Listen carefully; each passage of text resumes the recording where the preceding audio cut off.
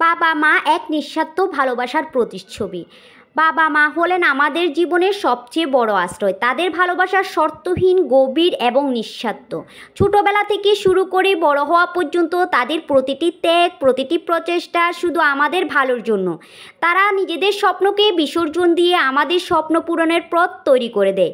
ঈদের দিন বা যে কোনো উৎসবে তাদের মুখে হাসি ফোটানো যেন আমাদের সবচেয়ে বড় প্রাপ্তি।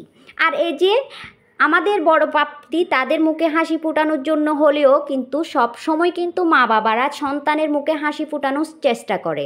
আর এই যে দেখতে পাচ্ছেন আমার আম্মু ঈদের দিন বিকেলে অর্থাৎ দেখেন আমাদের জন্য পাঠিয়ে দিয়েছে, অর্থাৎ কোরবানির মাংস, চাউলের রুটি আর এই যে খাসি দিয়ে বিরিয়ানি করেছিল, সেই খাসির বিরিয়ানি। যেহেতু আমি আর আপনাদের ভাইয়া আর জিলান আমরা যেহেতু অল্প পরিমাণের মানুষ, সেজন্য আমি খুব অল্প অল্প পাঠাতে বলেছি। আর এতগুলো জিনিস কিন্তু আমার ঘরে খাওয়া যাবে না, এগুলো কিন্তু আমার ঘরে অনায়াসে 2-3 দিন চলে যাবে, যেহেতু আমরা মা ছেলে একেবারে কমই খাই আর আপনাদের ভাইয়া অল্প পরিমাণে খায়। আর এখানে খাসির মাংস ছিল 1 বাটি, দেন গরুর মাংস ছিল 2 বাটি। আর দেখতে তো পেয়েছেন পেপসি দিয়েছে। আর এ তো কোরবানির অর্থাৎ ঈদের দিন আম্মু এগুলো পাঠিয়েছিল, আর এখন আপনাদের ভাইয়াকে আর জিলানকে দিচ্ছিলাম খাওয়ার জন্য। অনেক আপুরা আমার শ্বশুরবাড়ির কথা আমাকে জিজ্ঞেস করছিল, আমি শ্বশুরবাড়িতে থাকি, শ্বশুর শাশুড়ির সাথে থাকি নাকি একা থাকি।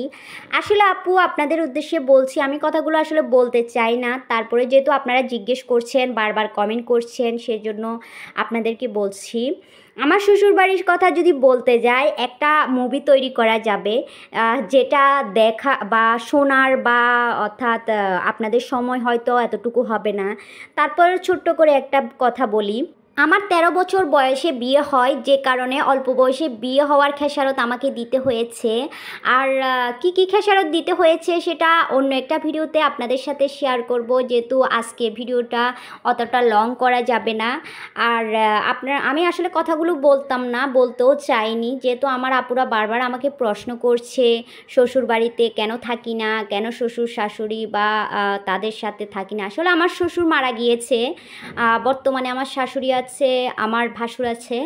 আর এর বাইরেও কিছু গল্প আছে যেগুলো আমি আপনাদের সাথে অন্য একটা ভিডিওতে, নেক্সট ভিডিওতে শেয়ার করব।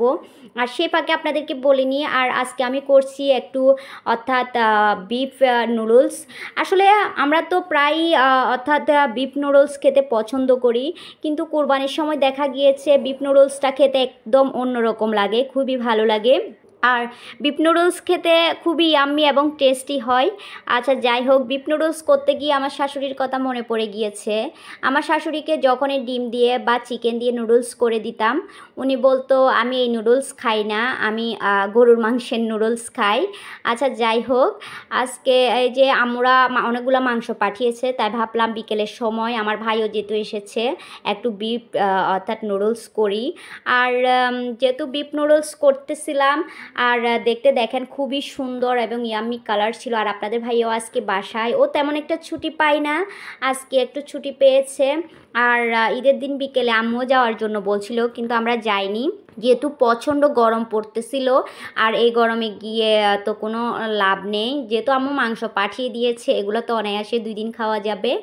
আর এই তো এখানে আমি নুডলসগুলো দেন করে নিচ্ছিলাম। কারা কারা বিফ নুডলস খেতে পছন্দ করেন প্লিজ কমেন্ট সেকশনে কমেন্ট করে জানাবেন। আসলে আমার যেসব আপুরা আমাকে বারবার শ্বশুরবাড়ির কথা জিজ্ঞেস করছেন, তাদের উদ্দেশ্যে বলছি আপু, আসলে শ্বশুরবাড়ি মানে মেয়েদের জন্য একটা যুদ্ধক্ষেত্র, যেখানে প্রতিনিয়ত মেয়েদেরকে যুদ্ধ করে টিকে থাকতে হয়। আর এই তো আমার নুডলস করা অলমোস্ট কমপ্লিট হয়ে গিয়েছে, আর এখন আমি খেতেও বসে গিয়েছি। আর এই তো এখন নুডলসটা বিসমিল্লা করে খেয়ে নিব। আর আপনাদের ভাই একটু ঘুমাচ্ছিল, আর আমি আর জিলান খাচ্ছিলাম, ও ঘুম থেকে উঠলে তাকে দিব। আর খেতে জাস্ট অসাধারণ হয়েছে, যেহেতু বিফ নুডলস বলে কথা, অন্যান্য নুডলসকে কিন্তু হার মানায়। আচ্ছা যাই হোক, খুবই টেস্টি এবং ইয়াম্মি ছিল। প্রিয় আপু ভাইয়ারা যারা এখনও পর্যন্ত আমার ভিডিওতে লাইক দিতে ভুলে গিয়েছেন, প্লিজ একটা লাইক দিয়ে দিবেন। দেখতে দেখতে আমার ভিডিও ভালো লাগলে চ্যানেলটা সাবস্ক্রাইব করে আমার পাশে থাকবেন। আরও নতুন নতুন ভিডিও পেতে পাশে থাকা বেল আইকনে ক্লিক করতে একদমই ভুলবেন না। আর আমার ভিডিওটা আত্মীয় স্বজন বন্ধুবান্ধবের সাথে বেশি বেশি শেয়ার করে দিবেন। আর যারা এখনও পর্যন্ত আমার ভিডিওতে প্লিজ লাইক দিতে ভুলে গিয়েছেন, একটা লাইক দিয়ে দিবেন। আপনাদের একটা লাইকে আমাদেরকে আরও নতুন নতুন ভিডিও বানাতে উৎসাহিত করে। আর সবাই পরিবার পরিজন নিয়ে অনেক অনেক ভালো থাকবেন, অনেক অনেক সুস্থ থাকবেন। আর সবাইকে বেশি বেশি ভালোবাসবেন, মনের মধ্যে কারোর জন্য হিংসা বিদ্বেষ রাখবেন না। আল্লাহ হাফেজ।